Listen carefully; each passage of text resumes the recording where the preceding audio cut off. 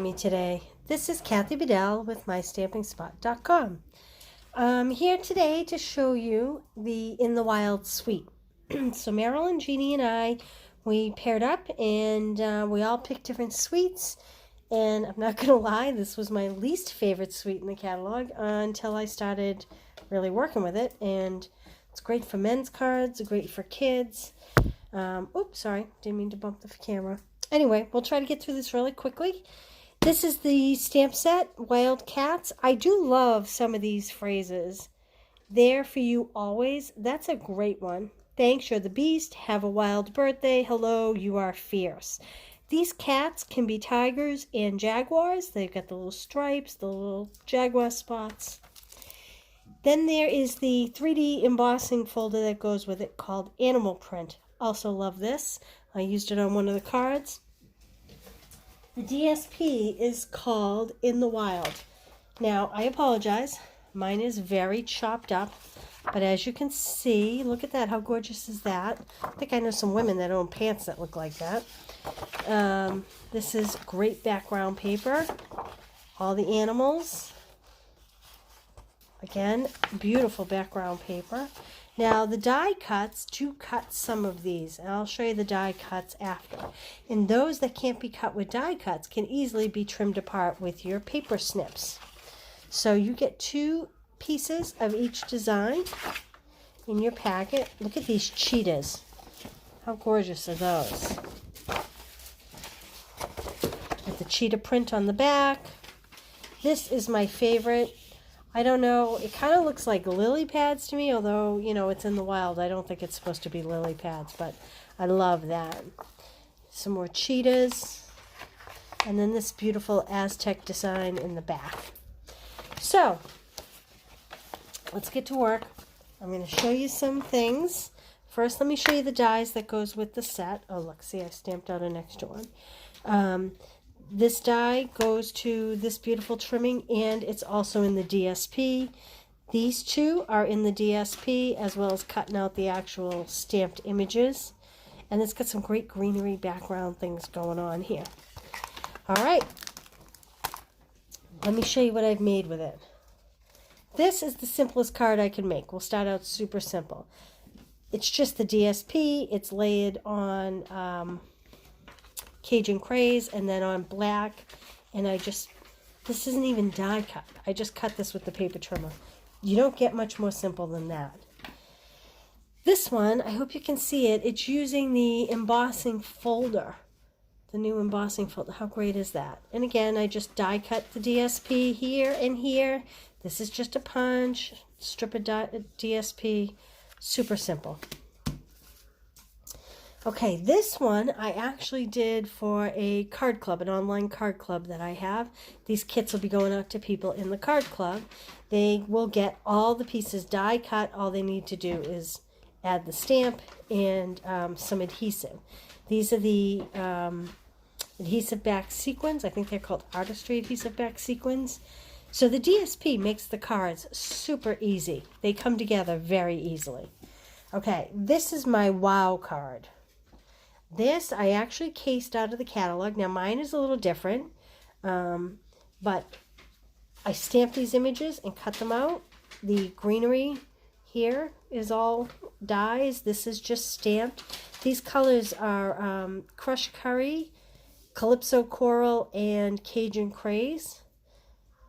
All these little plants here, those are all dies on the stamp set. This is kind of my wow card. See how 3-dimensional it is there? This is kind of over the top. This, if you know me at all, this is really not something I typically do. And this card we're going to make today.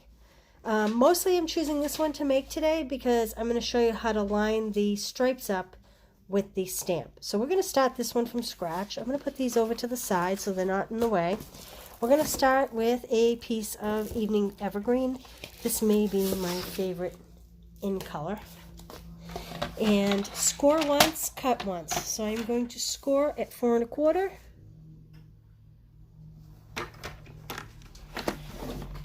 And cut at 5 1/2. Score once, cut once, gives you 2 card bases. I love that. Anything that makes it simple. I'm going to put my extra card base off to the side. Now we need a piece of white that we are going to cut at 4 by 5 1/4. This is going to be my next layer to the card base. 4 by 5 1/4. Now I'll tell you a secret. I typically always do 2 pieces at a time. 2 pieces of evergreen. If I score once, cut once, gives me 4 card bases. And I do the same thing with the white. I typically do 2 pieces at a time when I'm here by myself working, because then I get 4 layers, which to me is very convenient. All right, then we are going to cut this white piece that we are going to stamp on. And that is, look, I'm looking for my cheat sheet. I always have a cheat sheet. That is 3 by 2. So we'll cut that at 3 inches by 2 inches.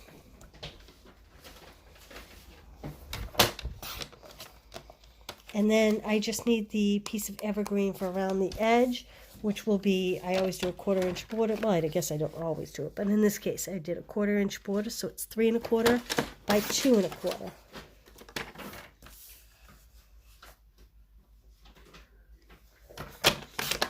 There we go.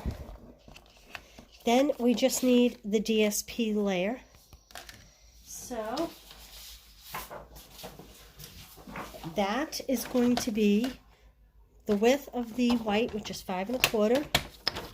Now I'm paying attention to the horizontal versus the, this is bumpy here. You need to pay attention to your patterns when you're cutting these.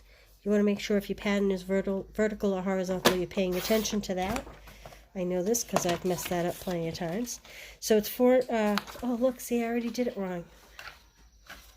Well, that's okay. We're going to cut it. Yeah, see, that doesn't work. This is 5 1/4, not 4 1/4, 5 1/4. Who says we don't all make mistakes? I make lots of mistakes. And then it's going to be 2 inches wide. So that's just what I was talking about. You have to pay attention to the direction your DSP goes in so that you don't wind up with flowers sideways. I could have used this paper and turned it this way, but then all my flowers would have been sideways here, and I wanted them to be upright. So we've rectified that. There we go. I think I'm done with that cutter. I'm going to put that aside. I am going to save this piece of scrap to stamp on if I need to. So the first thing I'm going to do is fold my card base. Should have brought over a bone folder, but I didn't. So we're going to make do. We are going to add the white layer. Put some adhesive on that. Now the thing that, the thing that makes this a great card is there's no ribbons. I know a lot of people hate to tie ribbons. Personally, I love the ribbons. It's one of my favorite embellishments, but I know they're not everybody's cup of tea. And the other great thing about this card is there's something about ribbons to me that kind of screams female. Kind of female looking card. Now, my stripe is a little higher on this one, but that's okay. I'm going to stamp my greeting. I probably should have done it before I added the white layer in case I mess up. So we're going to hope for the best. I'm going to use the sentiment that says, "Have a wild birthday." And we are going to pray that I don't mess up that sentiment. I need to grab a block. I apologize. Okay. I have my block. And I have my Evening Evergreen ink. Again, kind of my favorite ink color. It's going to be great at Christmas. And I can put this a little higher because my stripe is a little higher. How do we do? We straight? Not too shabby. I'll take it. Okay, now, there's my base. That's all set to go. Now we're going to work on this guy. I'm using Cajun Craze ink. And I'm grabbing my image. Have you all seen the new stamp sets? The new stamp sets go right to the back of your case. That way you know right away if you're missing anything. Kind of love that. I do put my clear sheet over it because I keep my dies in my stamp case. Not everybody does that. If you don't keep your dies in your stamp case, you probably don't need to keep this clear plastic on here. I just do it where I share the case with the stamps and the dies. Okay, I just stuck my finger in the ink. So hold on here. Okay, here's my little square. I hope you can see it. I know it's hard. I'm going to try to get him straight here. You know what? I need to take this off the white because I can't really see where it is. Now, I know this is a little low in your view, and I apologize. I'm just trying to see over my camera here. So hopefully you can see enough of it. Now, this is a little bit of a tricky part. I'm going to close this up, and I'm going to get my black out. This may best be done on the Stamparatus. I'm not doing the Stamparatus, but you may want to pull out your Stamparatus for this. We're going to see how good I am. Okay, I right now have the stripes. If you notice on this case, there is like a little hip mark here. These stripes kind of naturally go along this curvature of what would be his hip. So that's what I'm going to be lining up. All right, you ready? We'll see how this works out here. I have to turn him so that I can see well because of the camera. So I'm going to line that hip up along here where this natural little curve is here. And I'm going to hope for the best.